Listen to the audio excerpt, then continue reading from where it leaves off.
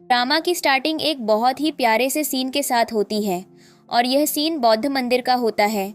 यहाँ पर हम एक माँ को देखते हैं जिसके साथ उसके दो बच्चे भी आए होते हैं और वह यहाँ पर बौद्ध मंदिर में भगवान से प्रार्थना कर रही होती है अपने बच्चों की हेल्थ के लिए और उनको लाइफ में बहुत ज़्यादा आगे बढ़ाने के लिए। उसके बाद हम देखते हैं उसकी आंखें खुलती हैं और वह अपने बेटे से कहती है, बेटे तुम्हें पता है ना, मॉम को अभी जाकर प्रीस्ट से मिलना है क्योंकि उन्हें तुम दोनों के नाम की कुछ कैंडल्स देनी है इस मंदिर में जला लेने के लिए। तो तुम चुपचाप से यहाँ पर अपनी सिस्टर का ध्यान रखना और उसे कहीं भी मत जाने देना। और यहाँ पर हम देखते हैं कि इस औरत की बातों से ये लग रहा होता है कि इसके दोनों बच्चे जो हैं वह ट्विंस हैं, पर यहाँ पर यह किसी तीसरे बच्चे को ढूंढने की बात भी कर रही होती है। अब कहानी में क्या ट्विस्ट है और इसका तीसरा बच्चा कहाँ पर है, ये हमें आगे पता चलेगा। अभी इस लड़की का नाम मेरी होता है जो अपने बेटे से अपनी डॉटर का ध्यान रखने का बोलकर वहाँ से चली जाती है। यहाँ पर जैसे ही मेरी वहाँ से जाती है उसका बेटा शैतानी करना शुरू कर देता है और वह अपनी बहन से कहता है, तो मुझे पता है ना, तुम्हें चुपचाप रहना है ताकि मदर को ना पता चले कि हम क्या कर रहे हैं, और जैसी मॉम जाएंगी वैसे हम काम शुरू कर देंगे। और वह देखता है कि जैसे उसकी मदर वहाँ से गई है वह अपनी बहन की तरफ इशारा करता है। इधर हम देखते हैं कि जो मेरी है वह अंदर प्रीस्ट के पास जाती है और कहती है, मुझे मेरे बेटे के नाम की कुछ कैंडल्स दिलवानी थी, और वह 2 कैंडल देती है और कहती है इनको मेरे बच्चों के नाम से जला देना मंदिर में। और यहाँ हम देखते हैं कि जो प्रीस्ट होता है वह उससे उसके बच्चों का नाम और उसके डैड का नाम पूछता है। तो मेरी वहाँ पर उसके डैड के नाम पर कुछ भी नहीं बता पा रही होती है। उसके दिमाग में बस फ्लैशबैक के सीन चल रहे होते हैं कि वह एक क्लब में होती है, वह ड्रिंक कर लेती है और उसी बीच उसके साथ कोई इंटीमेट हो जाता है और उसके बाद उसे कुछ टाइम के बाद पता चलता है कि वह ट्रिपलेट से प्रेग्नेंट है और उसकी इस गलती ने उसकी पूरी लाइफ चेंज कर दी होती है। पर उसका तीसरा बच्चा यानी कि जो उसका दूसरा बेटा है वह उसके पास से कैसे गायब हुआ। अब हम देखते हैं कि तभी यहाँ पर एंट्री होती है कुछ नई गाड़ियों की और उन गाड़ियों के अंदर से हमारी कहानी का हीरो फू चेंग निकलता है और वह जैसे ही गाड़ी से उतरता है वह गाड़ी का दूसरा दरवाज़ा खोलता है। उसके अंदर से उसकी मॉम निकल कर आती है और वह कहती है, मैं यहाँ पर सिर्फ इसीलिए प्रेयर करने आती हूँ ताकि मेरे बेटे की शादी बहुत जल्दी हो जाए और मैं अपने ग्रैंडसन ग्रैंड डॉटर को देख सकूं, क्योंकि मुझे नहीं लगता कि फूचेंग अभी भी शादी करेगा। जिस पर फूचेंग कहता है, मॉम आप यहाँ क्या सोच रही हैं, मैं ऐसा क्यों करूँगा। यहाँ पर हम देखते हैं कि उसकी मॉम उसके ऊपर बहुत ज़्यादा नाराज़ होती है क्योंकि वह अभी तक शादी नहीं कर रहा होता है और हम देखते हैं कि वह फूचेंग से कहती हैं वह अकेले मंदिर में जा सकती हैं। इधर हम मेरी के बच्चों को देखते हैं जहाँ पर उसके बेटे के ऊपर उसकी बेटी छड़ी हुई होती है और वह मंदिर में रखे हुए फ्रूट्स और केक वगैरह चुरा रही होती है और जैसे उन्हें पता चलता है कि मंदिर में कोई आ रहा है वह जल्दी से टेबल के नीचे छुप जाते हैं। इधर हम मंदिर का सीन देखते हैं जहाँ पर फू चेंग की मॉम भगवान के सामने जाती है और उनसे कहती हैं, आपका दिया हुआ सब कुछ है, बस मेरी इतनी इच्छा है कि मुझे मेरे ग्रैंडसन और ग्रैंड डॉटर का चेहरा देखने को मिल जाए। मेरे बेटे को समझाओ कि वह शादी कर ले। तभी हम देखते हैं कि अचानक से मेरी के बेटे को टेबल के नीचे कॉकरोच दिख जाता है और वह डर कर भागता है और बाहर भागता हुआ सीधा वह फूचेंग की मदर के पास जाता है और उन्हें ग्रैंड मदर कहकर बुलाता है। पीछे से उसकी बहन भी आ जाती है। फूचेंग की जो मदर होती है वह बहुत ज़्यादा खुश हो जाती है देखकर और कहती है, सच में भगवान सच हैं, उन्होंने देखो एकदम से मेरी इच्छा सुन ली। तभी हम देखते हैं कि पीछे से मेरी आती है और वह अपने बच्चों से कहती है, तुम लोग कुछ शैतानी कर रहे थे क्या, और ये क्या हो रहा है। हम देखते हैं कि उसकी जो मदर होती है वह मेरी को देख लेती है। मेरी अपनी बेटी को गोद में उठाती है और अपने बच्चों को वहाँ से लेकर चली आती है। उसके बच्चे फूचेंग की मॉम से गुड बाय भी बोलते हैं और यहाँ पर हम देखते हैं कि फू चेंग की मॉम सोचने लगती है कि ये दोनों बच्चे कितने प्यारे थे, बिल्कुल फू चेंग के जैसे दिख रहे थे जैसा फू चेंग बचपन में दिखा करता था। तभी उनका खुरापाती दिमाग चलता है और कहता है, हो सकता है कि इनके जो फादर हों वह फू चेंग ही हो और यह लोग बिछड़ गए हों। और इसका प्रूफ लगाने के लिए मेरी की बेटी जो मिल्क पी रही थी वह टेबल पर रखा होता है, उसको उठा लेती है और उसे अपने असिस्टेंट को दे देती है उसका DNA टेस्ट करवाने के लिए। और इधर हम मेरी को देखते हैं जो कि अपने बच्चों को लेकर घर जा रही होती है और कह रही होती है, हम घर चलकर बहुत ज़्यादा एंजॉय करेंगे। यहाँ पर हम देखते हैं कि उसके बेटे कुछ खाने की कार्ट के पास पहुँचते हैं और वह खाने की डिमांड करते हैं। मेरी से कहती है, तुम लोग खा सकते हो मम्मी, तुम्हारे लिए कुछ भी कर सकती है, और वह खाने का ऑर्डर दे देती है। लेकिन जैसे ही खाना पैक होने जाता है मेरी के पास उसके बच्चों के स्कूल से कॉल आता है, जहाँ पर वह स्कूल की फ़ीस और कोचिंग की फ़ीस देने की बात कर रहे होते हैं, जिस पर मेरी प्रॉमिस करती है कि वह उनकी फ़ीस बहुत जल्दी पे करेगी। और यह बात सामने खड़ी औरत सुन लेती है और वह मेरी को खाना देने से मना कर देती है, जिस पर उसका बेटा कहता है, मेरी मॉम को यह घटिया खाना चाहिए भी नहीं मदर, इधर आओ। और वह अपने बैग से एक ब्रेड निकालता है जिसमें से 3 पीसेस करता है और तीनों से कहता है, यहाँ पर रखे हुए सामान को सुनते हुए खाओ, आपको अच्छा लगेगा। और वह तीनों बैठकर उसको बहुत एंजॉय से खाते हैं और उन्हें बड़ा अच्छा लगता है, साथ में टाइम स्पेंड कर रहे होते हैं। लेकिन तभी अचानक से मैरी की बेटी के सर पर कोई बॉल मार देता है आकर और वह नीचे गिर जाती है। पीछे से खुरापाती शैतान बच्चा आ रहा होता है।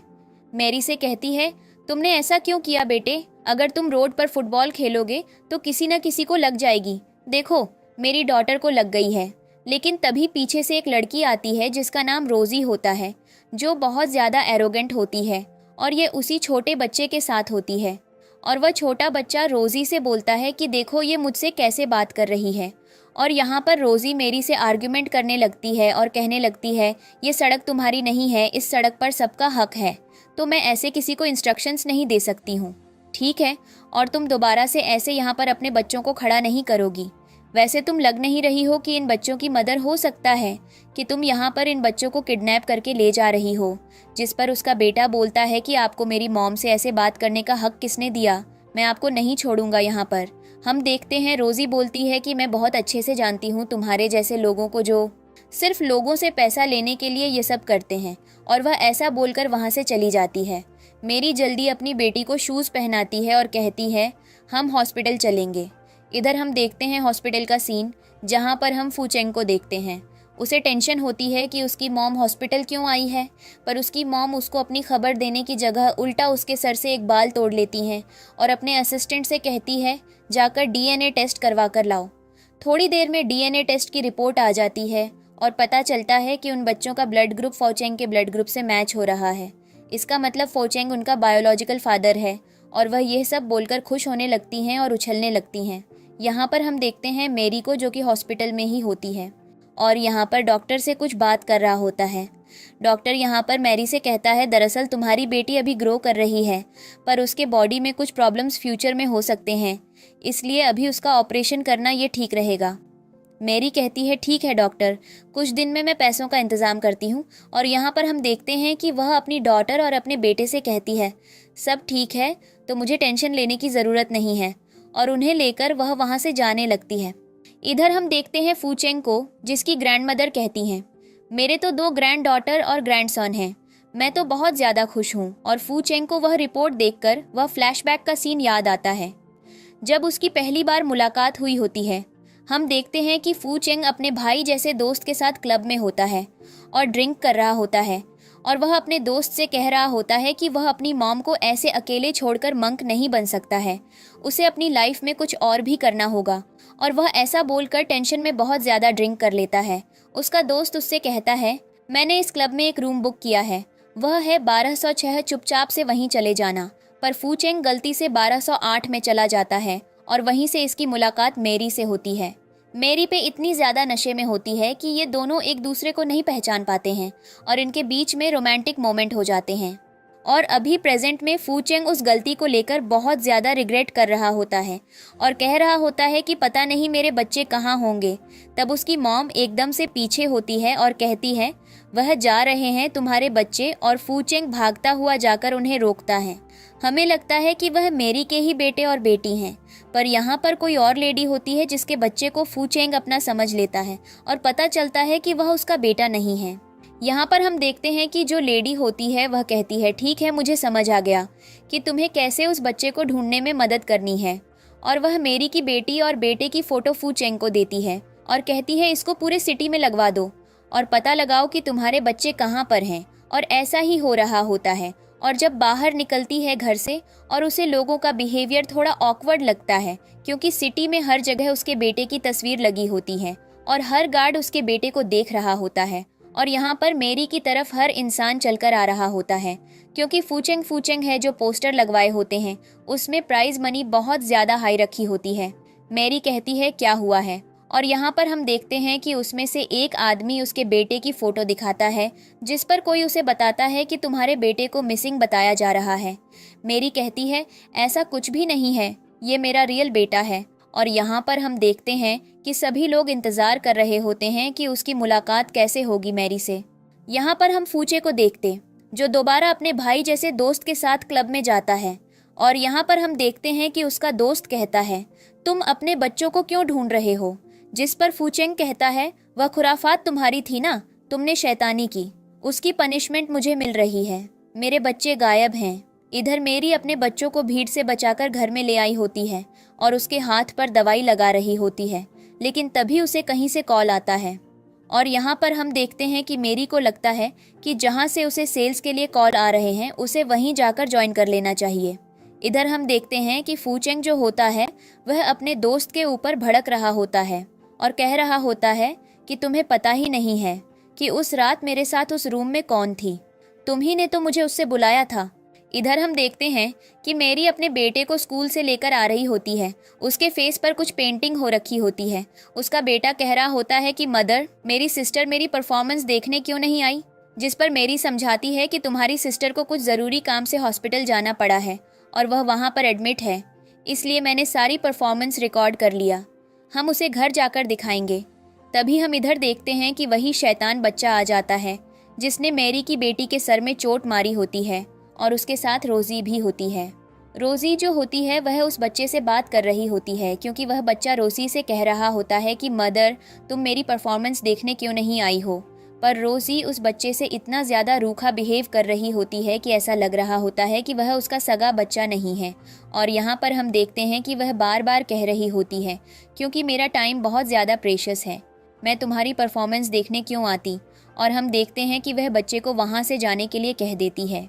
मेरी को वहीं पर देख लेती है उसके बेटे के साथ और कहती है, तो तुम यहाँ पर स्कैन करने आई हो, लोगों के बच्चे किडनैप करने आई हो।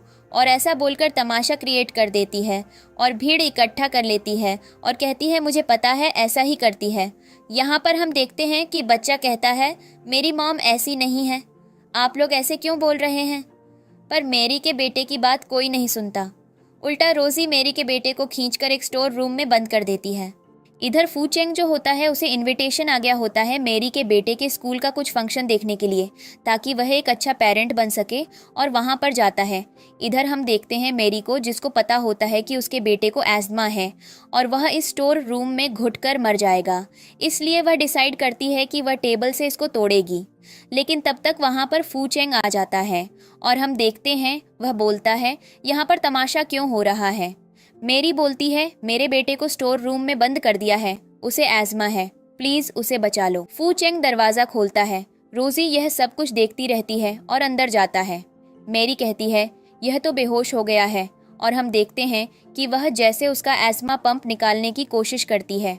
फूचेंग अपना पंप निकालकर उसे दे देता है और इससे हमें समझ आता है कि जो फूचेंग की अस्थमा की बीमारी है वह उसके बेटे के अंदर भी गई है। पर इन्हें दोनों को नहीं पता कि ये दोनों ही इसके बायोलॉजिकल पेरेंट्स हैं। यहाँ पर वह फूचेंग को थैंक यू बोल देती है और बाहर जाकर वह रोजी को बुरी तरीके से परेशान करती है और उससे लड़ती है कि उसने उसके बेटे के साथ इतने बुरी तरीके से मिसबिहेव क्यों किया।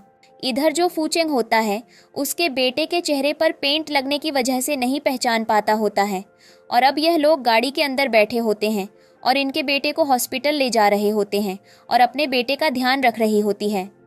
फूचेंग यहाँ पर उसे बताता है कि उसके पास भी ट्विंस हैं। यहाँ पर हम देखते हैं कि मेरी भी कहती है, क्या सच में मेरे पास भी ट्विंस हैं? वैसे मुझे मिले हुए थे, पर मेरा एक बच्चा मिसिंग हो गया। मेरे पास एक लड़की और एक छोटा सा बेटा है। जिस पर फूचेंग कहता है, तुम्हारे बच्चे उतने ब्यूटीफुल नहीं हैं जितने मेरे होंगे। जिस पर हम देखते हैं कि मेरी लड़ने लगती है और कहती है, तुम्हारी हिम्मत कैसे हुई? मेरे बेटे को अगली बोलने की, दरअसल मेरे बच्चे सुंदर हैं, इसके फेस पर पेंट लग गया है। मैं उसकी फ़ोटो दिखाती हूँ और हम देखते हैं जैसे ही वह इन्हें फ़ोटो दिखाने वाली होती है वहाँ पर हॉस्पिटल आ जाता है। हॉस्पिटल के अंदर मेरी के बेटे को एडमिट किया जाता है और यहाँ पर हम देखते हैं कि मेरी अभी भी उसके चेहरे से पेंट हटाने की कोशिश करती है। जो फूचेंग होता है वह जल्दी से जाकर मेरी के बेटे का बिल जमा कर देता है।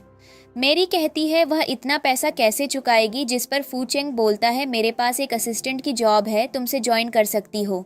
और वह मेरी के बेटे के पास बैठ जाता है उसको एक फादरली ट्रीटमेंट देने के लिए। और यहाँ पर हम देखते हैं कि तभी पीछे से उसके पास उसके असिस्टेंट का कॉल आता है जो उससे कहता है बॉस आपकी मदर से बात करना चाहती हैं। और फू चेंग अपनी मॉम का फ़ोन लेता है और साइड पर आकर बात करने लगता है, जहाँ पर उसकी मॉम भड़क रही होती है कि तुम अभी तक मेरे ग्रैंड चिल्ड्रंस को मेरे पास क्यों नहीं लेकर आए हो। और फू चेंग यहाँ पर अपनी मॉम को समझा रहा होता है।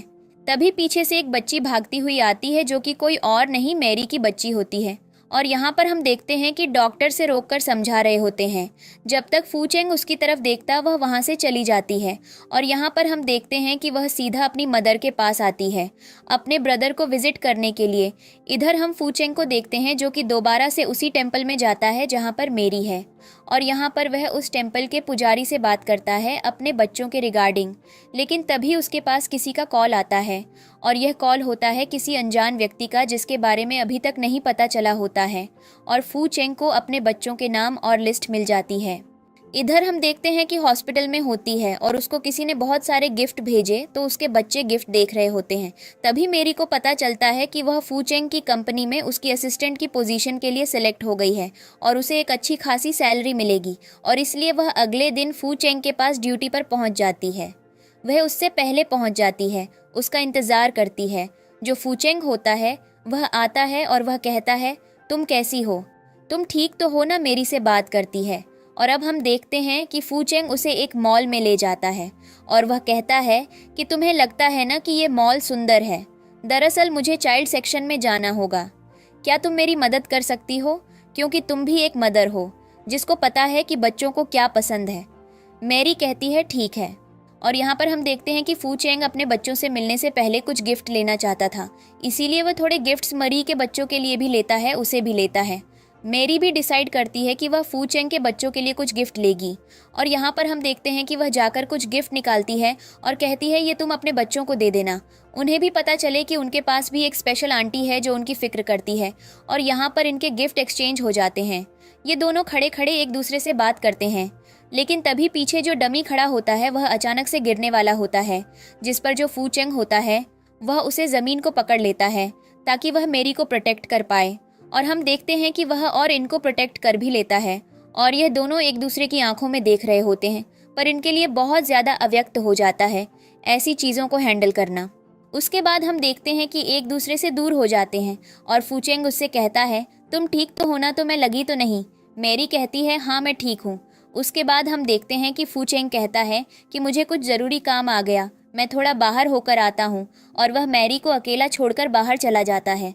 पर मैरी तो बहुत ज़्यादा ब्लश कर रही होती है और कह रही होती है ये मैंने क्या किया। तभी हम देखते हैं कि वहाँ पर रोज़ी जाती है। रोज़ी एक बच्चे की ड्रेस के लिए लड़ने लगती है। वहाँ की सेल्समैन से कहती है मुझे ये ड्रेस चाहिए, किसी भी कीमत पर, ये मुझे मेरे बेटे के लिए चाहिए। जिस पर सेल्समैन कहती है ये ड्रेस ऑलरेडी किसी मैडम ने अपने बच्चे के लिए ले ली है, आप ऐसा नहीं कर सकती हैं।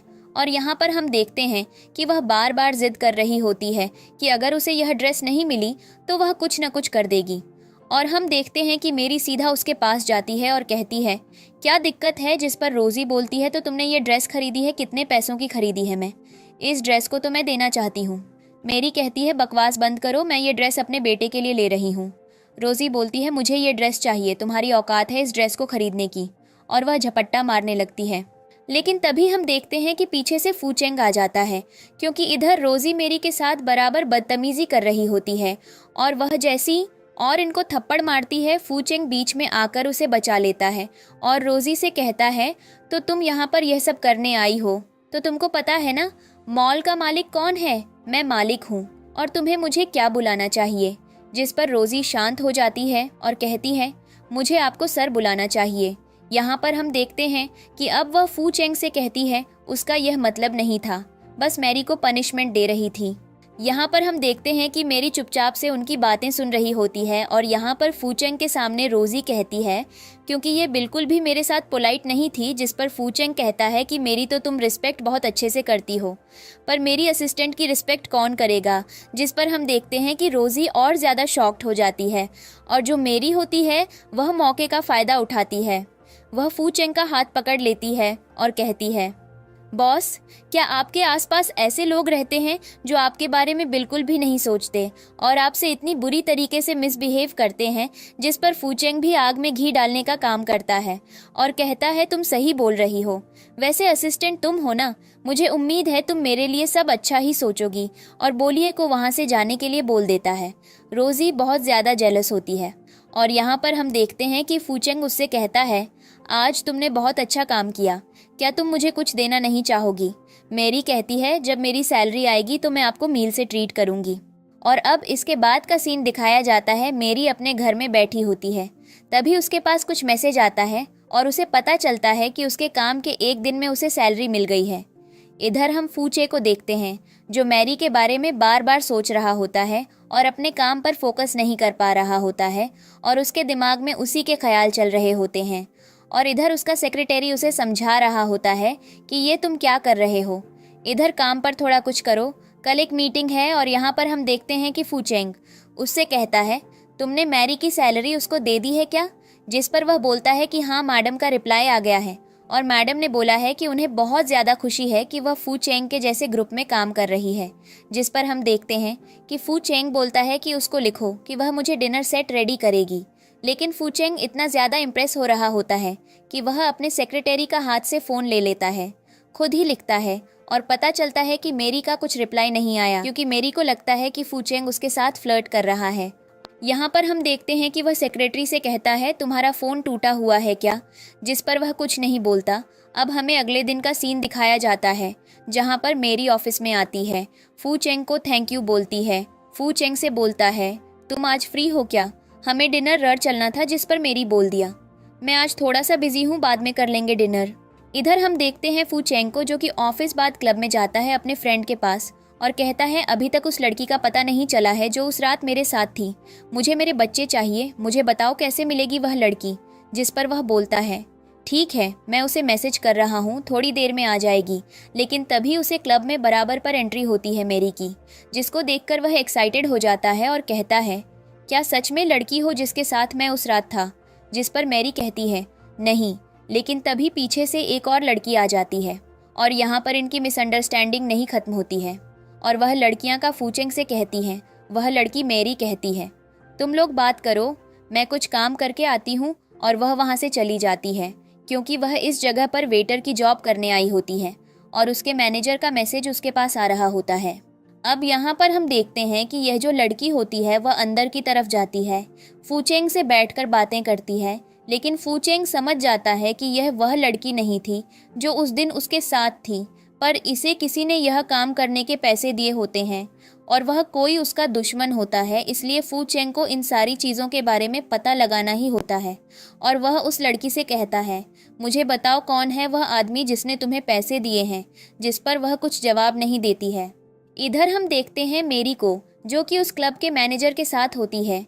तभी वह एक आदमी से टकरा जाती है और वह जो आदमी होता है वह आकर और इनसे बदतमीजी करने लगता है, जिस पर मेरी उसे एक जोर का थप्पड़ लगाती है और वह आदमी ऑफेंड हो जाता है। उसके मैनेजर से कहता है, तुमने ऐसे लोगों को क्यों रख रखा है क्लब में जो अपने कस्टमर के साथ इतनी बदतमीजी से पेश आते हैं? तो मुझे लगता है कि तुम्हारा क्लब ऐसे वर्क करेगा। जिस पर उसका मैनेजर मेरी से कहता है, मेरी हमारे कस्टमर से माफ़ी मांगो। मेरी कहती है, पर आपने देखा ना, इसने मुझे गलत तरीके से टच करने की कोशिश की है। पर उसका बॉस उसकी कुछ भी बात नहीं सुनता और उसे घुटनों पर बैठकर उससे माफ़ी मांगने के लिए कहता है। लेकिन हम देखते हैं कि मैरी होती है वह मना करती है और तभी वहाँ पर फूचेंग आ जाता है। फूचेंग को देखकर वह आदमी खुद डर जाता है और कहता है, ये मेरी असिस्टेंट है, दोबारा मेरी असिस्टेंट से ऐसे बदतमीजी की तो मुझसे बुरा कोई नहीं होगा। और इंसाफ पर अब नेक्स्ट सीन में चेंज करके फूचेंग के साथ घर जा रही होती है और उससे कहती है, थैंक यू, आज मेरी मदद करने के लिए। फूचेंग बोलता है, तो डिनर करने चलें। जिस पर मेरी कहती है, आप मेरे घर चल सकते हैं। और जैसे ही घर आती है उसके घर में अंधेरा होता है क्योंकि उसका बेटा घर में शैतानी कर रहा होता। उसने अपने चेहरे पर लायन का मास्क लगा रखा होता है। यहाँ पर मैरी अपने बेटे का इंट्रोडक्शन अपने बॉस से यानी कि फू चेंग से करवाती है और अब ये लोग बैठ जाते हैं और वह अपने बेटे को सोने जाने के लिए बोल देती है। अब यहाँ पर मेरी फू चेंग के साथ बैठकर नाश्ता कर देती है। उसने बहुत ही डिलीशियस नूडल्स बनाए होते हैं और जब वह प्लेट रखने जाती है तो वह जो नूडल्स होते हैं वह फू चेंग की शर्ट पर गिर जाते हैं। और अब कहानी आगे बढ़ती है। मेरी फू चेंग से माफ़ी मांगती है और कहती है, मुझे माफ़ करना, गलती से यह आपके कपड़ों पर गिर गया। अब जल्दी से उसको उतार दो, मैं वॉशिंग मशीन में क्लीन कर दूंगी जाकर। फू चेंग पहले टिश्यू पेपर से अपनी शर्ट पर लगे हुए दाग को क्लीन करता है और जब उसे लगता है कि ऐसे क्लीन नहीं होगा तो वह शर्ट को उतारने लगता है। मैरी के सामने मैरी शर्म जाती है। फू चेंग बोलता है, क्या हुआ? मैरी कहती है कि जल्दी से मुझे ये शर्ट दो ताकि मैं इसे मशीन में क्लीन कर दूं। जाकर जिस पर फू चेंग उसे कहता है, तुम इतना ब्लश क्यों कर रही हो? और वह मैरी को अपनी तरफ खींचता है और जैसे मैरी उसके क्लोज जाती है ये एक दूसरे के बहुत ज़्यादा क्लोज आ जाते हैं और इनके बीच में किस हो जाता है। एक मोमेंट को ये भूल जाते हैं कि ये बॉस और कलीग हैं और यहाँ क्या कर रहे हैं और इनके बीच में किस हो रहा होता है। तभी मैरी फू चेंग से कहती है, मुझे जाने दो, और वह शर्ट लेकर वहाँ से चली जाती है। फू चेंग को भी थोड़ा एम्बैरेसिंग फील हो रहा होता है। अंदर बाथरूम में मेरी फू चेंग की शर्ट क्लीन कर रही होती है और खुद से बातें कर रही होती है और कह रही होती है कि मेरी, तुम 2 बच्चों की माँ हो और अगर तुम ऐसे ही किसी इंसान के लिए अपने इमोशंस और फीलिंग्स को स्लिप करवाती रहोगी तो तुम बच्चों को क्या सिखाओगी। उसके बाद हम देखते हैं कि वह बाहर आती है और कहती है कि मैंने फू चेंग की शर्ट ड्राई कर दी, लेकिन तभी उसे वहाँ पर फू चेंग सोफे पर सोता हुआ दिखाई देता है। मैरी से देखती है, उसके ऊपर उसकी शर्ट रख देती है और वह सोचती है कि उसके भी बच्चे हैं और मैरी को उसके आसपास नहीं जाना चाहिए, क्योंकि जब उसकी बीवी को पता चलेगा कि उसका हस्बैंड उससे के अलावा किसी और के साथ भी रिलेशनशिप में है तो बहुत ज़्यादा दिक्कत होगी। इधर अब हम देखते हैं अगला सीन, जहाँ पर यह जो सीन होता है वह अस्पताल का होता है। अस्पताल के सीन में मैं दिखाया जाता है कि जो मेरी की बेटी है वह बहुत ज़्यादा परेशान हो रही है, इसीलिए जो नर्स है वह मेरी को कॉल करने जा रही है और उसकी बेटी को समझाती है कि तुम यहाँ से कुछ भी शैतानी नहीं करोगी। और जैसी नर्स वहाँ से जाती है उसकी बेटी को खाने की खुशबू आती है और वह भागती हुई एक रूम के अंदर जाती है। अगले रूम में हम देखते हैं कि यहाँ पर फू चेंग की मॉम एडमिट होती है, उनका चेकअप होने वाला होता है और उन्हें किसी भी चीज़ की सर्जरी करवानी होती है, पर वह खाने में इतनी ज़्यादा बिजी होती है कि वह फू चेंग के असिस्टेंट की भी बात नहीं सुन रही होती है और कह रही होती है कि मुझे कोई खाने पीने के लिए नहीं रोकेगा। तभी अचानक से वह बच्ची उनके सामने आ जाती है और कहती है, ग्रैंड मदर, क्या मुझे भी थोड़ा बहुत खाने के लिए दोगी? और यह बात सुनते ही उनके पैरों तले ज़मीन खिसक जाती है और कहती है, ये तो वही लड़की है, ये मेरी ग्रैंड डॉटर है, इसको यहाँ लेकर आओ। लेकिन तब तक पीछे से मेरी और उसका भाई आ जाते हैं, ज़ोर से वापस बुलाते हैं और जिससे कहती है, बेटा समझाया था ना, इतने बड़े हॉस्पिटल में अगर शैतानी करोगी तो खो जाओगी। बोलती है कि मॉम मुझे कुछ खाना है, जिस पर मेरी कहती है, ठीक है चलो अब नीचे चलकर कुछ खाते हैं। और वह अपने बच्चों को नीचे लेकर आती है और यहाँ पर उनसे कहती है, तुम्हारे विंटर वेकेशन जल्दी आने वाले हैं और तुम लोगों को क्रूज़ पर जाना है ना, मम्मी ने बहुत से पैसे जमा कर लिए हैं, वह तुम्हारे काम आएंगे। जिस पर उसके बच्चे कहते हैं, नहीं मॉम, वह बहुत ज़्यादा एक्सपेंसिव है, मैं आपके ऊपर बर्डन नहीं बनना चाहूँगा। उसके इतने छोटे छोटे बच्चों को पैसों की बहुत ज़्यादा नॉलेज होती है। मेरी कहती है, ये दिल लाइफ में बार बार नहीं आते हैं, समझ में आया? अगर मैं तुम्हें भेज रही हूँ तो तुम लोग चले जाओ, कोई दिक्कत की बात नहीं है, मैं यहाँ सब कुछ हैंडल कर लूँगी। मम्मी वैसे भी बहुत ज़्यादा स्मार्ट है ना। और यहाँ पर हम देखते हैं कि उसके बच्चे ये बात सुनकर खुश हो जाते हैं। इधर हम देखते हैं फू चेंग की मॉम को, जो हॉस्पिटल के अंदर अपने गार्ड्स को डांट रही होती और कह रही होती है, तुमसे बस 2 बच्चों को ढूंढने के लिए बोला था, तुम उन बच्चों को ढूंढ कर भी नहीं ला पाए, तुम कितने यूजलेस हो। और यहाँ पर हम देखते हैं कि उसका जो असिस्टेंट होता है तब तक वह आ जाता है और पता चलता है कि वह दोनों बच्चे इसी हॉस्पिटल में पैदा हुए थे और जिसने उनकी मदद की थी वह यहीं कहीं रहती है, जो नर्स है। और यहाँ पर हम देखते हैं अगला सीन, जहाँ पर फू चेंग की मॉम उस नर्स से मिलने के लिए अपने कई सारे गार्ड्स को लेकर जाती है और जब उसे नर्स से जाकर मिलती है तो वह सारी सच्चाई बताती है कि दरअसल एक लड़की थी जो कि 888 से प्रेग्नेंट हुई थी।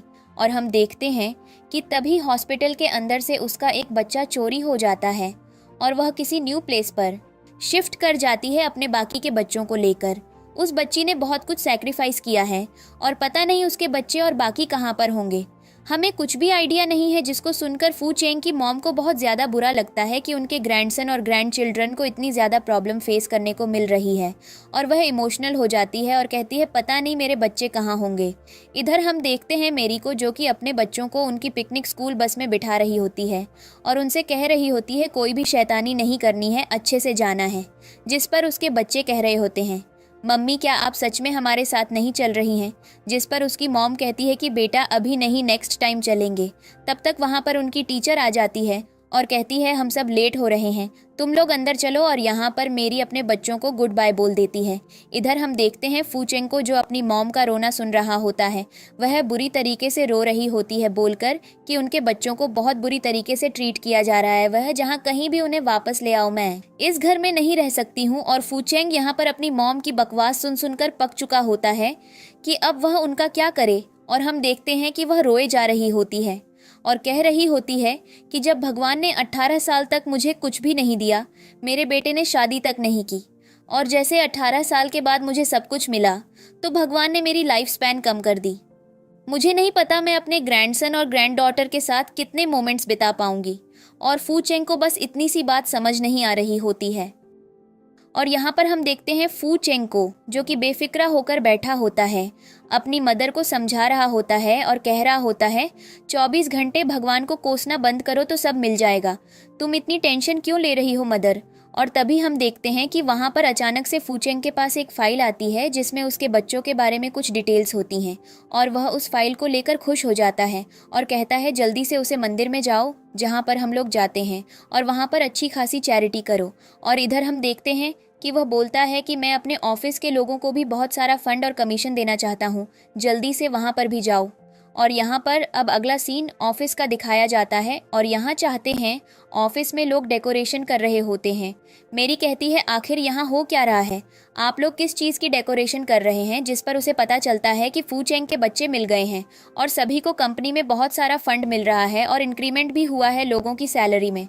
तो मेरी को लगता है कि अब उसकी जॉब चली जाएगी, क्योंकि फू चेंग के बच्चे मिल चुके हैं, सब कुछ और करना पड़ेगा। लेकिन तभी अचानक से वहाँ पर रोजी आ जाती है और कहती है तो मैं यह चीज़ समझ में नहीं आएगी क्योंकि तुम एक नंबर की गवार हो। लेकिन तभी पीछे से फू चेंग आ जाता है और जो आकर मेरी से टकरा जाता है। मेरी उसे देख नहीं पाती, उससे माफ़ी मांगती है और कहती है फू चेंग आप कहाँ जा रहे हैं, आप इतने परेशान क्यों हैं यहाँ पर। हम देखते हैं कि जो फू चेंग होता है बोलता है मुझे मेरे बच्चे मिल चुके हैं, क्या तुम मेरे साथ नहीं चल रही, अच्छी होगी मेरे बच्चों को पिक करने के लिए। मेरी जैसी उसे कुछ जवाब देती, लेकिन तभी उसके पास किसी का फ़ोन कॉल आता है और पता चलता है कि जो स्कूल का टूर एक क्रूज़ के अंदर जा रहा था उसका एक्सीडेंट हो गया। इधर मेरी को भी यही पता चलता है और यहाँ पर ये एक दूसरे से कहते हैं कुछ इमरजेंसी है और एक साथ वहाँ से निकल जाते हैं। कुछ गड़बड़ तो लगता है स्पेशली रोज़ी को कि आखिर यहाँ पर कुछ ना कुछ दाल में काला ज़रूर है। इधर हम देखते हैं कि जो फू चेंग की मदर होती है उनकी सर्जरी हुई होती है और वह बिल्कुल भी ठीक नहीं होती है और वह बार बार अपने ग्रैंड चिल्ड्रन के बारे में पूछ रही होती है कि तुमने मुझसे प्रॉमिस किया था कि जब मेरी सर्जरी हो जाएगी तो तुम मुझे फाइनली ग्रैंड चिल्ड्रन से मिलवाओगे। लेकिन फू चेंग यहाँ पर कुछ भी नहीं बता पा रहा होता है। इधर हम देखते हैं रोज़ी को, जो ज़बरदस्ती फू चेंग से मिलने के लिए हॉस्पिटल जाती है और उसे कहती है आंटी अब ठीक है ना, और उसके सामने हम्बल बनने लगती है। लेकिन तभी उसे कुछ डाउट होता है जब वह देखती है कि आंटी की रिपोर्ट फू चेंग की रिपोर्ट से बिल्कुल मैच कर रही है और फू चेंग का ब्लड ग्रुप और उसके बेटे का ब्लड ग्रुप सेम है। फू चेंग के सिर से एक बाल ले लेती है उसे डीएनए टेस्ट करवाने के लिए और वहाँ से चली जाती है। और अब हम देखते हैं अगला सीन, जहाँ पर फू चेंग जो होता है वह परेशान होता है कि मेरी ने आज उसे बिल्कुल भी कॉल या मैसेज क्यों नहीं किया, वह कहाँ पर होगी, ठीक तो होगी ना। जिस पर उसे पता चलता है कि उन्होंने अपने बच्चों को क्रूज़ पर भेजा था और उनके बच्चों की बुरी तरीके से इंजरी हो रखी है। इधर हम देखते हैं मेरी को, जो कि अपने बच्चों के हाथ में चोट और दवाई वगैरह लगवा रही होती है। डॉक्टरों से एक्स्ट्रा केयरफुल रहने के लिए बोलती है मैरी। कहती है जो होता है अच्छे के लिए होता है, वह सिर्फ डूब गया, अगर मेरे बच्चों को कुछ हो जाता तो मैं बहुत परेशान हो जाती। जिस पर हम फ्लैशबैक का सीन देते हैं कि मेरी की बेटी इतनी ज़्यादा शैतान होती है कि वह बस के अंदर ही अपना हाथ तोड़ लेती है और उसकी मैडम उसे तुरंत बुलाती है। और मैडम साथ साथ में मेरी को यह भी बता देती है कि अगर उसके बच्चे बस के अंदर नहीं गए तो उन्हें उनके पेमेंट में से कुछ भी रिफंड नहीं मिलेगा और यह अपने सारे पैसे बर्बाद करवा देती है। पर वह अपने बच्चों की जान को खतरे में पड़ता हुआ नहीं देख सकती है और यहाँ पर हम देखते हैं कि वह यही बोल रही होती है। और यहाँ पर वह अपने बच्चों को लेकर घर आ जाती है और वह अपने बच्चों से कहती है, क्या तुम लोग रेस्ट करोगे जाकर? इसी बीच उसे याद आता है कि फूचेंग के बच्चे भी तो उसी क्रूज पर गए थे। वह उसे कॉल कर ले, फूचेंग को मैसेज कर देती है, पर फूचेंग उसे सही से रिप्लाई नहीं कर पा रहा होता है क्योंकि वह क्लब के अंदर होता है, बहुत ज़्यादा ड्रिंक कर रहा होता है और वह नशे की हालत में वहीं सो जाता है। इधर मेरी से कॉल भी करती है और उसे रियलाइज़ होता है कि फूचेंग तो सच में क्लब के अंदर है। फूचेंग जैसी बात हो जाती है। थोड़ी देर में वहाँ पर मेरी पहुँच जाती है फूचेंग से मिलने के लिए और फूचेंग का भाई जैसा दोस्त फूचेंग को मेरी के हवाले छोड़कर चला जाता है। मेरी अब फूचेंग का ख्याल रखती है, उससे कहती है, मेरे साथ चलो, मैं तुम्हें प्रोटेक्ट करूंगी। और यहाँ पर फूचेंग रो रहा होता है कि उसके बच्चे इस दुनिया से चले गए और यहाँ पर मेरी होती है। अगले सीन में फूचेंग को अपने घर लेकर आती है। उसके बच्चे कहते हैं, मम्मी बॉस को क्या हुआ है? जिस पर उसकी मदर कहती है, बेटा बॉस को थोड़ी सी दिक्कत हो गई है, इसलिए उन्होंने कुछ मेडिसिन ले लिया।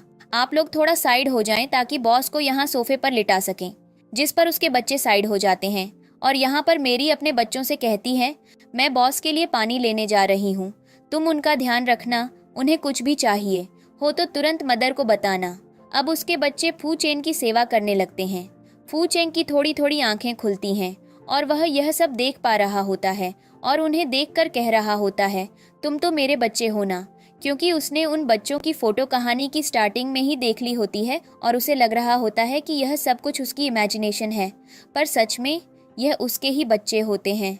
मेरी पीछे से कहती है, हाँ यह आपके ही बच्चे हैं, क्योंकि अगर आपके भी बच्चे इस जगह होते तो मैं उन्हें अपना ही बता देती। अब हम देखते हैं अगला सीन, जहाँ पर फ्यूचेंग सपने में ये सब इमेजिन कर रहा होता है कि वह अपने बच्चों के साथ बहुत ज़्यादा इंजॉय कर रहा है, पार्टी कर रहा है। उसके लिए इससे ज़्यादा खुशी की चीज़ कुछ भी नहीं हो सकती है। पर रियल जब उसकी आंख खुलती है तो उसे कुछ भी नहीं मिलता और वह देखता है कि उसके सामने एक नोट लिखा होता है जिसमें ओरिजिनल लिखा होता है कि वह अपने बच्चों को लेकर हॉस्पिटल आ गई है और फूचेंग का ब्रेकफास्ट उसने बनाकर रख दिया है, वह उसे खाकर घर निकल जाए। और इधर हम देखते हैं रोजी को, जो कि फूचेंग का इंतज़ार गाड़ी के अंदर कर रही होती है और तभी उसे डीएनए रिपोर्ट मिलती है और पता चलता है कि फूचेंग सच में उसके बच्चे का ही बाप है। यहाँ पर हम देखते हैं जैसे ही फूचेंग आता है वह से बोलता है, तो मुझे पिक करने क्यों आई हो, ड्राइवर कहाँ पर है? जिस पर रोजी बोलती है, हर वक्त तो तुम ड्राइवर के साथ आते हो, कभी मुझे भी कंपनी देने का मौका दो। फूचेंग बोलता है, ठीक है, इससे बढ़िया तो मैं टैक्सी ले लूँगा, और वहाँ से जाने लगता है। और अब हम देखते हैं अगला सीन, जिस पर फूचेंग जब घर पहुँचता है तो रोजी अपने बेटे के साथ ऑलरेडी वहाँ पर होती है।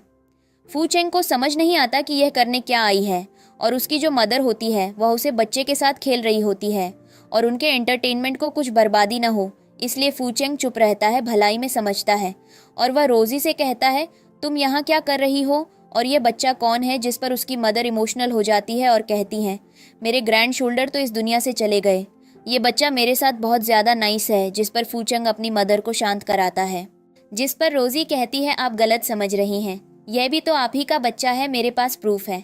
और फूचेंग को एकदम से शॉक लग जाता है, यह अचानक से क्या हो गया, और वह जल्दी से प्रूफ निकालती है जो कि डीएनए रिपोर्ट होता है उसके बच्चे का, और कहती है फूचेन और इस बच्चे की शक्ल और ब्लड ग्रुप और फीचर्स भी आपस में कितने मिलते हैं। आप तो मॉम हैं, आप तो आसानी से ये सारी चीज़ें समझ सकते हैं। फूचेंग बोलता है, ऐसे कैसे हो सकता है? यहाँ पर हम देखते हैं कि उन्हें ये भी पता होता है कि उनकी जो भी वाइफ होगी उसके ट्विन्स होंगे। जिस पर रोजी झूठी कहानी बनाती है कि मेरे 3 बच्चे हुए थे, मैंने दरअसल ट्रिपलेट्स को जन्म दिया था, पर मेरे 2 बच्चे बहुत टाइम पहले गायब हो गए थे और मैंने ढूंढने की कोशिश की तो मुझे कुछ भी नहीं मिला। आज तक उनके बारे में कुछ भी नहीं पता है। यहाँ पर हम देखते हैं कि फूचेंग बहुत ज़्यादा शॉक्ड होता है और अब उसे न चाहते हुए भी उस बच्चे को एक्सेप्ट करना पड़ता है। इधर उसकी मॉम खुश होती है और यहाँ पर वह रोज़ी की परवरिश की तारीफ़ भी करती हैं और यहाँ पर रोज़ी भी खुश हो जाती है। और यहाँ पर जो फूचेंग की मदर होती है वह रोज़ी से कहती है, दरअसल मैं चाहती हूँ मेरा ग्रैंडसन इस घर से बाहर नहीं रहेगा, वह यहीं रहेगा। जिस पर हम देखते हैं कि फूचेंग एकदम शॉक्ड हो जाता है और कहता है, ठीक है मॉम, आपको जो करना है करो, आपको इस बच्चे को एक्सेप्ट करना है कर लो, पर मैं इस लड़की को अपनी वाइफ के तौर पर कभी भी एक्सेप्ट नहीं करूँगा। यहाँ पर हम देखते हैं कि फू चेंग की मॉम तो उस बच्चे के प्यार में इतनी पागल होती हैं, वह बस शांत रहती हैं और कहती हैं, मुझे पता है तुम किसी को पसंद करते हो। जिस पर फू चेंग उनकी तरफ देखता है और कहता है शायद वक्त बदल गया। इधर रोजी को बुरा लगता है कि फू चेंग अभी भी उसके जाल में नहीं फंसा, जबकि उसने उसके सामने बच्चा भी लाकर रख दिया। यहाँ पर हम देखते हैं कि जो उसकी मदर होती है वह अचानक से बहुत ज़्यादा गुस्से में आ जाती है और कहती है ये तमाशा करना बंद करो, तुम्हें रोजी से शादी करनी ही पड़ेगी। तुम्हारे पास कोई ऑप्शन नहीं है जिसको तुम पसंद करते हो। वह लड़की तो तुमसे बात भी नहीं करना चाहती है, यह चीज़ तुम भूल चुके हो। फू चेंग बोलता है मेरे पर्सनल इश्यूज़ को इन सब चीज़ों के बीच में मत लेकर आओ। मैं किसी को पसंद करता हूँ या नहीं करता हूँ, आप प्लीज़ यहाँ मत बताइए। और यहाँ पर हम देखते हैं कि वह गुस्से में वहाँ से जाने लगता है। अगला सीन दिखाया जाता है कि मेरी अपने बच्चों के साथ रोड पर वॉक कर रही होती है और उनसे कहती है हम घर छोड़कर अच्छा डिनर करेंगे, लेकिन तभी पीछे से आकर कोई उन्हें किडनैप करके ले जाता है। सीन किडनैपिंग पर शिफ्ट होता है, जहाँ पर मैरी के बच्चे जगते हैं और कहते हैं मम्मी आप ठीक तो ना। मैरी कहती है टेंशन मत लो, मैं हूँ तुम्हारे पास। लेकिन तभी उन्हें वहाँ पर किडनैपर्स के आने की आवाज़ सुनाई देती है और इन्हें अपने बच्चों से बेहोश होने की एक्टिंग करने को कहती है। उसके बच्चे भी ऐसे ही करते हैं। तभी वे गिरना पड़ता है और कहते हैं जैसा मेरे मालिक ने बोला था, तुम हो तो बहुत सुंदर, पर तुम्हारे बच्चे भी काफ़ी अच्छे हैं, पर इनसे काम नहीं चलेगा। और यहाँ पर हम देखते हैं कि जैसे वह लोग मैरी को टच करने जाते हैं, मैरी के बच्चे एकदम से उठ जाते हैं, उनसे लड़ते हैं, मैरी के हाथ खोल देते हैं। मैरी भी अब मन से भागने की तैयारी कर लेती है, लेकिन तभी अचानक से वहाँ पर कहानी का नया कैरेक्टर आ जाता है, जो कि होता है मैरी का ईविल ब्रदर, जो वहाँ पर आ जाता है। मैरी से कहती है तो इन सब चीज़ों के पीछे तुम हो, तुमने ऐसा क्यों किया? जिस पर वह कहता है मुझे तुम्हें परेशान करने में बड़ा मज़ा आता है। तो मैं लगा कि मैं भूल चुका हूँ। और ऐसे के साथ फ्लैशबैक का सीन चलता है। हम देखते हैं कि मैरी को कॉलेज से स्कॉलरशिप मिली होती है अब्रॉड जाने की, पर उसके ब्रदर ने उस स्कॉलरशिप को चुराकर अपने फ्रेंड्स के साथ कैसीनो में लगा दिया होता है और वह सारे पैसे हार गया होता है। मैरी इस गम में बहुत ज़्यादा ड्रिंक कर लेती है और वह सी होटल रूम में होती है, जहाँ पर उसकी मुलाकात फू चेंग से होती है और वह खुद से प्रॉमिस करती है कि वह पैसे कमाकर एब्रॉड जाएगी और अपना करियर बनाएगी। लेकिन तभी वहाँ पर फू चेंग आ जाता है और ऐसे करके इनकी मुलाकात हो जाती है। इधर उसका ब्रदर उसके क्लोज आता है और कहता है क्या मुझे मेरे प्यारे प्यारे नेफ्यू एंड नीड से नहीं मिलाने दोगी तुम? मैरी कहती हो ना दूर रखो यहाँ पर। उसने मैरी को दोबारा से कुर्सी पर बांध दिया होता है। मैरी कहती है तो मुझे क्या चाहिए? जिस पर वह पैसों की डिमांड करता है और कहता है तुम्हारे कपड़े देखकर लग रहा है तुम्हारा हस्बैंड तो बहुत ज़्यादा रिच होगा। जिस पर मैरी कहती है तुम गलत समझ रहे हो, तुम यहाँ जो कर रहे हो वह बहुत ज़्यादा गलत है। जिस पर उसका ब्रदर कहता है अगर यह सब कुछ गलत है तो तुम जो कर रही हो उसका क्या अरेंज? मैरी कहती है ऐसे मत करो, पर फिर वह तैयार हो जाती है कॉल करने के लिए और वह सीधा फ्यू चेंग का नंबर मिलाती है, उसे कॉल करती है, उसे कहती है मुझे कुछ पैसे चाहिए, अभी चाहिए और खुद यहाँ पर आ जाओ, मैं तुम्हें एड्रेस दे रही हूँ। फ्यू चेंग समझ जाता है कुछ गड़बड़ है और इसीलिए वह खुद मैरी को लेने चला जाता है। यहाँ पर अब हम देखते हैं कि मैरी से कहती है मुझे बताओ मेरा तीसरा बच्चा कहाँ पर है? जिस पर उसका भाई कहता है कुछ टाइम पहले मुझे क्लाइंट मिली थी जब तुमने 3 बच्चों को जन्म दिया था और वह आकर उस बच्चे को लेकर चली गई।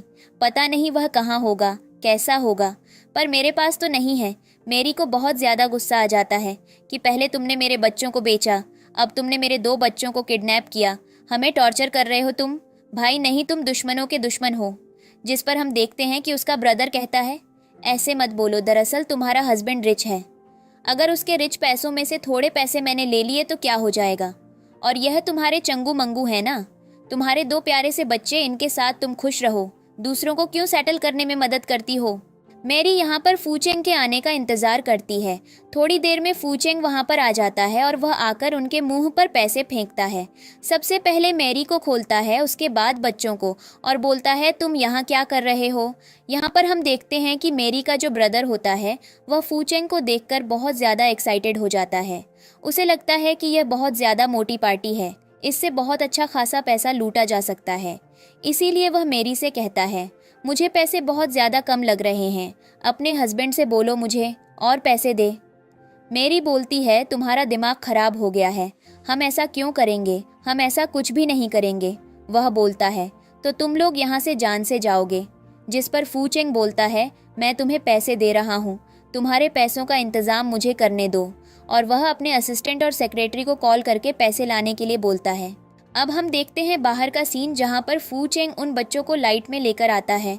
वह शॉक होता है और उनसे कहता है ये बच्चे मेरी कहती हैं, क्या हो गया, मेरा ब्रदर अभी अंदर है, अपने कैरेक्टर से बाहर आओ। जिस पर वह बोलता है सच में क्या तुम्हें हमारे चेहरे के बीच में सिमिलैरिटी नहीं दिखती है। जिस पर मेरी कहती है दिखती है, पर मैं कैसे यकीन करूं फू चेंग। और वह तीनों बच्चे हंसकर दिखाने लगते हैं और यह सीन काफ़ी फ़नी लग रहा होता है। और मेरी कहती है पता नहीं, पर तुम मेरे बच्चे नहीं हो। और यहाँ पर हम देखते हैं कि वह इंसिडेंट याद करती है जहाँ पर उसके ब्रदर ने उसकी स्कॉलरशिप बुरी तरीके से बेच दी होती है और उसकी स्टेप मदर ने उसे बुरी तरीके से मारा होता है। और उसके बाद वह एक क्लब के अंदर जाती है जहाँ पर वह ड्रिंक करती है और अपने फ्रेंड से कहती है मैं इस रूम के अंदर हूँ, कुछ लोगों को भेजो। और यहाँ पर हम देखते हैं कि उसे यही लगता है कि फू चेंग जो आया है वह वही इंसान है जिसको उसने बुलाया था और वह ये सारी बातें फू चेंग को बता रही होती हैं। फू चेंग बोलता है तो तुम्हें कैसे समझाऊं। फू चेंग बोलता है मैं समझ चुका हूँ, तुमने इन बच्चों को अकेले इतना बड़ा किया, मैं एहसानमंद हूँ। यहाँ पर फू चेंग के पास रोजी का मैसेज आता है और इधर हम देखते हैं कि उसके असिस्टेंट का भी मैसेज आ जाता है जो कि मेरी के ब्रदर के पास पहुँच चुका होता है। और यहाँ पर अब हम देखते हैं कि उनको तो बुरी तरीके से पैसों की जगह मार मिलती है और बहुत गंदी तरीके से डील किया जाता है। इधर हम देखते हैं अगला सीन जहाँ पर फू चेंग यकीन कर लेता है कि यह उसके ही बच्चे हैं, इसीलिए वह सबको हॉस्पिटल ले आता है। इधर मेरी के बच्चे बार बार अपनी मॉम से पूछ रहे होते हैं अंकल को क्या हो गया है, क्या दिमाग खराब हो गया है जो हमें बार बार हॉस्पिटल ला रहे हैं। न मेरे सर में चोट लगी है, न मेरे हाथ में चोट लगी है, मैं पूरी तरीके से ठीक हूँ, ये समझ क्यों नहीं रहे हैं। मेरी कहती है ऐसा कुछ भी नहीं है, वह समझ रहे हैं, तुम उनकी बात समझो। और तभी हम देखते हैं कि वहाँ पर डीएनए रिपोर्ट आ जाती है और ये प्रूव हो जाता है कि ये उसके बच्चे हैं और वह अपने बच्चों से मिलकर बहुत ज़्यादा खुश होता है और कहता है मुझे उम्मीद नहीं थी कि मैं अपने बच्चों से इतनी बुरी हालत में मिलूँगा। खैर जो भी हो, अब मैं मिल लिया। यहाँ पर हम देखते हैं कि वह मेरी से भी बोलता है कि वह उसे एक्सेप्ट कर ले। मेरी कहती है मुझे अभी भी यकीन नहीं हो रहा है कि उस दिन तुम थे जो उस रूम में थे। फू चेंग बोलता है दरअसल मैंने बहुत ज़्यादा ड्रिंक कर रखी थी, इसीलिए मुझे उस दिन उस कमरे का नंबर उल्टा दिखा और इसीलिए मैं आ गया। और यहाँ पर मेरी अभी भी फू चेंग से नाराज़ होती है। और अब हम देखते हैं अगला सीन जिस पर फू चेंग मेरी को अभी भी समझा रहा होता है, उससे गले मिल रहा होता है और कह रहा होता है प्लीज़ मेरी ऐसे मत करो, मुझे बहुत दिन के बाद मेरे बच्चों से मिलने की खुशी नसीब हुई है, मैं सब ठीक करना चाहता हूँ, क्या मैं अपने बच्चों के साथ नहीं रह सकता हूँ, ऐसे मत करो। जिस पर हम देखते हैं कि मेरी कहती है मैंने मना नहीं किया है, आप रह सकते हैं और यह आपके ही बच्चे हैं। और यहाँ पर फू चेंग उनसे एक्सप्लेन करता है कि कैसे वह अपने फ्रेंड के कहने पर गलती से किसी और रूम नंबर में घुस गया था और अब धीरे धीरे करके उसकी बात पर ट्रस्ट करती है। अगला सीन दिखाया जाता है जहाँ पर फू चेंग की मॉम और रोजी उसी मंदिर में जाते हैं और उसी मंदिर के पुजारी से मिलते हैं और अपना लक ट्राई करवा रहे होते हैं। और तभी वहाँ पर निकल कर आता है कि बहुत जल्दी उनकी लाइफ में कुछ गुड न्यूज़ और लगन वाला है। और यहाँ पर हम देखते हैं कि वह सोच जाती है और मंदिर के पुजारी से कहती है दरअसल मैं अपने बेटे की इंगेजमेंट इस ब्यूटीफुल लेडी से करवा रही हूँ क्योंकि इससे मुझे एक बहुत ही प्यारा सा ग्रैंड सन मिल गया है जिसकी हंसी से ही मेरा सारा दिन बन जाता है। इधर हम देखते हैं फू चेंग को जो कि अपने बच्चों के साथ पूरी तरीके से एंजॉय कर रहा होता है और खेल रहा होता है। और यहाँ पर हम देखते हैं कि जो मेरी के बच्चे होते हैं वह फू चेंग से इरिटेट हो रहे होते हैं क्योंकि फू चेंग बार बार उन्हें कहीं किस कर रहा होता है, हक कर रहा होता है क्योंकि वह अपने बच्चों से इतना टाइम बाद मिला होता है। और वह बार बार अपनी मॉम से कहते हैं मॉम आपके जो बॉस हैं ना वह पागल हो चुके हैं, देखो वह हमारे साथ कैसे रिएक्ट कर रहे हैं, वह कहीं हमें हक कर रहे हैं, कहीं किस कर रहे हैं। जिस पर मेरी अपने बच्चों को समझाती है कि वह बॉस नहीं है, वह आपसे तुम्हारे डैड हैं और यही तुम्हारे फादर हैं। और हम देखते हैं कि इतनी बात सुनते ही वह बच्चे खुश हो जाते हैं और जाकर फू चेंग के गले लग जाते हैं। फू चेंग उनसे कहता है तुम सबसे मिलकर मुझे बहुत ज़्यादा खुशी हुई। यहाँ पर अब देखते हैं कि मेरी अभी भी खुश नहीं होती है।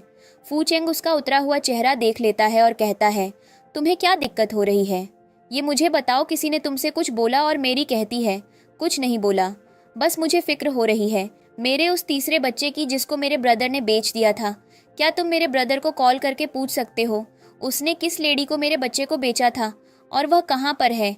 मुझे मेरा बेटा कैसे भी चाहिए।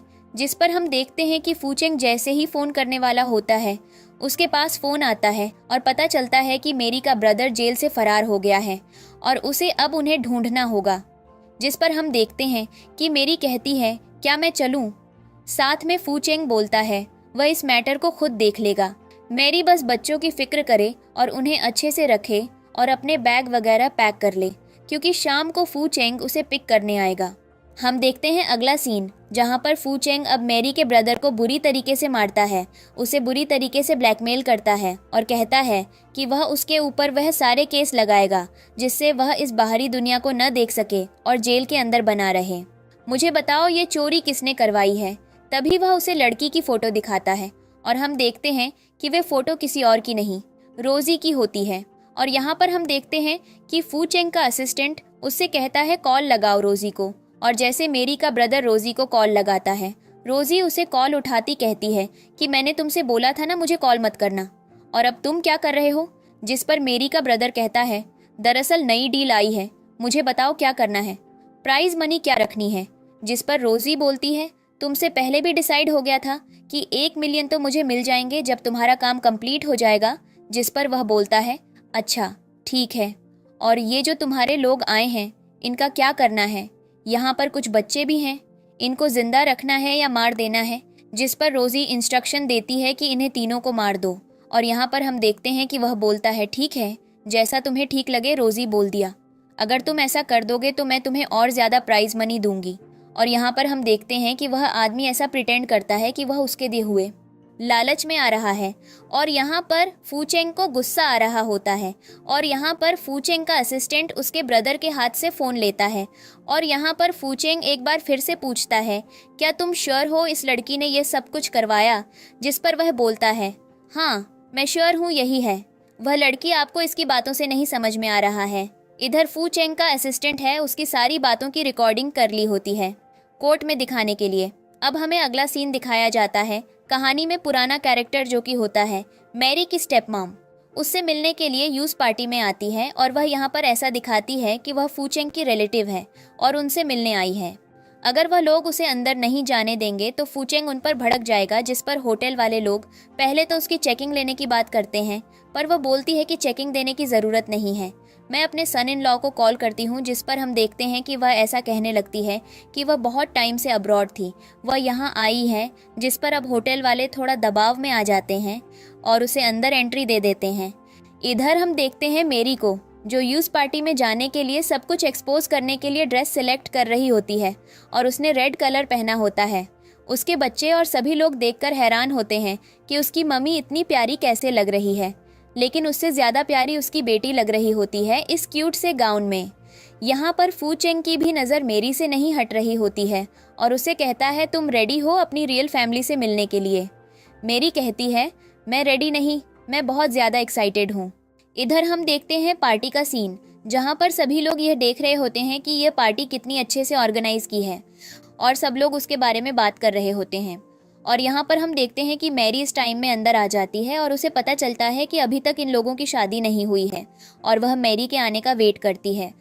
फूचेंग और मैरी बचपन के साथी क्या थे, और पार्टी में तमाशा करना बंद करो मेरी, और फूचेंग की एंगेजमेंट हो रही है, थोड़ा तो अंडरस्टैंड करो। अगर तुम ऐसे पार्टी में करोगी तो कोई ना कोई तो मुझे यहाँ से निकलवा देगा। जिस पर वह बोलती है कि नहीं, ऐसा कुछ भी मत करवाओ, मुझे इस पार्टी में रहने दो। तभी हम देखते हैं कि वहाँ पर फूचेंग की मदर आ जाती है और कहती है, हो क्या रहा है यहाँ पर? जिस पर रोज़ी बोलती है कि मैं इन्हें जानती भी नहीं हूँ और ये पता नहीं कहाँ से आ गई है। मुझे अपनी बेटी बता रही है और कह रही है कि इस जगह पर उनकी रियल डॉटर की एंगेजमेंट होनी है। फूचेंग के साथ पता नहीं, समझ नहीं आ रहा है क्यों ऐसा कर रही हूँ। हो सकता है कि किसी मेरे दुश्मन ने इन्हें यहाँ भेजा हो। जिस पर मेरी की मॉम कहती है, मैं तुम्हारी दुश्मन लगती हूँ, कुछ टाइम पहले तो मैं तुम्हारी फेवरेट हुआ करती थी, जिस पर हम देखते हैं कि जो फू चेंग की मदर होती है उन्होंने रोज़ी के बेटे को पकड़ रखा होता है और वह कह रही होती है, दरअसल यह मेरे बर्थडे की एंगेजमेंट पार्टी है। बहुत टाइम बाद हमारे फैमिली में कुछ खुशियाँ आई हैं। क्या तुम यहाँ से नहीं जा सकती हो? तुम्हें मरना है क्या? जिस पर हम देखते हैं वह बोलती है, ठीक है, मैं यहाँ से नहीं जा सकती हूँ, पर मैं सच्चाई दिखाकर ही जाऊँगी। और हम देखते हैं कि मेरी और फू चेंग जो पिलर के पीछे छिपे होते हैं उन्होंने बाहर आने के लिए कहा है। मेरी कहती है, अब तो बाहर जाना ही पड़ेगा, और वह लोग बाहर आ जाते हैं। यहाँ पर फू चेंग सबके सामने मेरी को अपनी वाइफ की तरह इंट्रोड्यूस करवाता है और कहता है, यही है मेरे बच्चों की असली माँ। जिस पर उसकी मदर के होश उड़ जाते हैं और वह फू चेंग से कहती है कि तुम क्या कर रहे हो, तुम्हारी फियांसे तो इधर है जिससे आज तुम्हारी एंगेजमेंट होने वाली है और कुछ दिन में शादी, और तुम्हें सामने दिखाई नहीं दे रहा। ये तुम्हारा बेटा है। तुम ये क्या कर रहे हो? किसी भी लड़की को लाकर बोल रहे हो कि वह तुम्हारी फियांसे है। ऐसे मत करो। जिस पर हम देखते हैं कि फू चेंग बोलता है, सच यही है, क्योंकि यही मेरे बच्चे की माँ है। रोज़ी कभी मेरे बच्चे की माँ बनी नहीं थी। उल्टा रोज़ी तो क्रिमिनल है और वह मेरी को बोलने का मौका देता है, और जहाँ पर सबसे पहले अपनी स्टेप मदर से मिलाती है और कहती है, वापस क्यों आई हो? पैसे कम पड़ गए ना? जिस पर वह बोलती है कि जब तुम ऊपर मेरी अपनी माँ को भूल गई हो। मेरी कहती है, माँ को तो तब बोली थी ना जब उनसे बदला लेना चाहिए था। मेरी मॉम के ऊपर कई सारे केसेस लगे हुए हैं। अब ऐसी सिचुएशन में मैं इंसान के साथ अपना रिलेशन रखूं या नहीं? उसके बाद हम देखते हैं वह बोल दिया, ठीक है, मैं यहाँ से जा रही हूँ, लेकिन पहले मैं पूरा तमाशा देखना चाहूँगी। मेरी कहती है, देखती हो, जाओ। उसके बाद वह शिफ्ट होती है रोज़ी पर और कहती है, तुम जो मेरे बच्चों की माँ बनने की कोशिश कर रही हो, हमारे पास सबूत है। रोज़ी बोलती है, क्या सबूत है? यहाँ पर हम देखते हैं कि जो फू चेंग होता है वह पहले ही अपनी मदर को समझाने की कोशिश करता है, पर रोज़ी फिर से मैनिपुलेशन कर लेती है, ये बोलकर कि मैंने फू चेंग के बच्चे को इस दुनिया में लाया और जब मैंने उसे इतनी बड़ी खुशी दे दी तो वह ऐसे कर रहा है। कोई बात नहीं है, मैं अपने बेटे को लेकर यहाँ से चली जाऊँगी। पर उसकी मॉम उसे फेवर कर देती है और कहती है, तुम कहीं भी नहीं जाओगी। मेरे ग्रैंडसन के बिना मैं तो तड़प तड़प कर मर जाऊंगी, मुझे उसी के साथ रहना है। जिस पर फू चेंग बार बार कहता है, रोज़ी मेरी कुछ भी नहीं लगती है, मेरी बच्चों की माँ मेरी है और मैं उसी से शादी करूँगा, चाहे जो कुछ भी हो जाए। जिस पर उसकी मॉम कहती है, बेटा यह तुम क्या कर रहे हो? इस लड़की को तो हम जानते भी नहीं, ये कहाँ से आई है, क्या करती है, तुम इसको अपनी लवर क्यों बता रहे हो? जिस पर फू चेंग बोलता है, ऐसा ही है। और जहाँ पर सच बताने के लिए कहता है, फू चेंग रिकॉर्डिंग चला देता है। रोज़ी की आइडेंटिटी सबके सामने आ जाती है और यहाँ पर हम देखते हैं कि वह अपनी मदर को यह भी बताता है कि हमारे और भी बच्चे हैं, और उसके दोनों बच्चे सामने आ जाते हैं। जिस पर उसकी मॉम बहुत ज़्यादा खुश हो जाती है और रोज़ी सबके सामने एक्सपोज हो गई होती है। इसीलिए अब मेरी के ऊपर अटैक करने जाती है, पर मेरी उसे धक्का दे देती है और फू चेंग के गार्ड्स उसे घसीट कर बाहर ले जाते हैं। और यहाँ पर अब हम देखते हैं कि वह लगा हुआ बोर्ड भी चेंज हो जाता है। यहाँ पर फू चेन मैरी को सबके सामने प्रपोज करता है और अब इनकी एंगेजमेंट हो चुकी होती है और ये बच्चों के साथ रह रहे होते हैं। और इसी के साथ हम इनकी अगली कहानी में देखते हैं दोनों को, जहाँ पर यह कुछ रोमांटिक मोमेंट्स बना रहे होते हैं। तभी अचानक से फू चेंग को मैरी की गर्दन पर कुछ अजीब से टैटू दिखाई देते हैं और इस चीज़ से क्लियर हो जाता है कि यह वही लड़की है जिसने फू चेंग की बचपन में लाइफ बचाई थी। और फू चेंग ऐसा देखते हुए उसे किस करता है और ड्रामा की हैप्पी एंडिंग हो जाती है।